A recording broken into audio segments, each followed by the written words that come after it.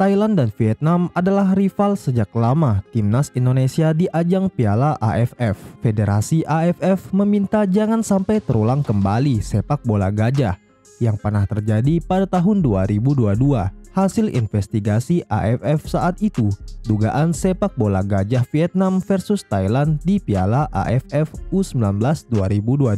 Pertandingan itu akhirnya berakhir 1-1 dan mengakibatkan Indonesia gagal melangkah ke semifinal. PSSI kemudian membuat surat kepada AFF untuk mempertanyakan apakah laga itu berjalan fair play atau tidak. Saat itu Federasi AFC juga menyoroti sepak bola gajah antara Vietnam dan Thailand yang membuat publik sepak bola di Asia pada saat itu viral. Timnas Indonesia di bawah Sintayong telah menyelesaikan laga di grup B Piala AFF. Kini Sintayong membutuhkan keajaiban untuk meloloskan Indonesia di babak semifinal. Disebut keajaiban karena melaju atau tidaknya anak asuh Sintayong di semifinal tergantung dari 3 pertandingan lainnya.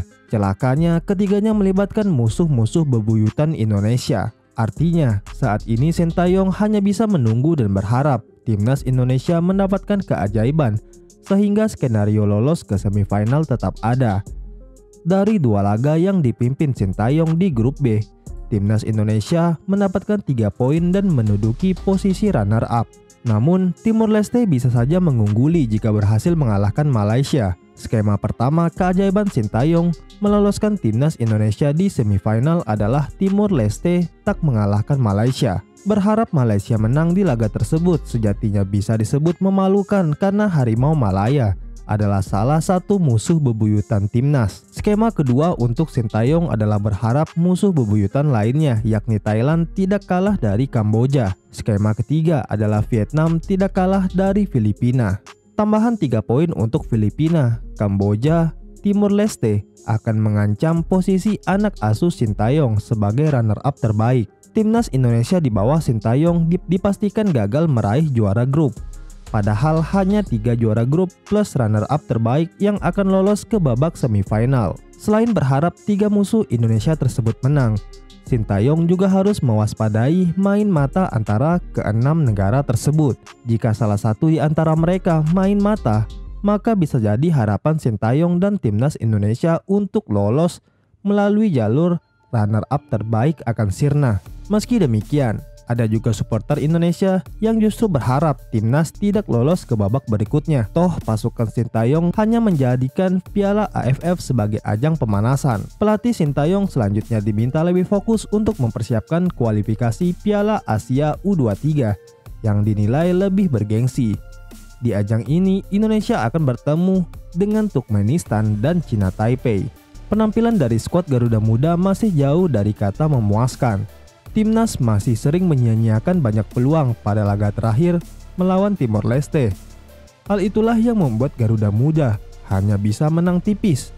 Sementara pada laga melawan Malaysia, konsentrasi jadi biang keladi di balik 2 gol kemenangan Malaysia yang dicetak pada babak kedua. Tentu Sintayong mengaku masih belum puas dengan komposisi saat ini.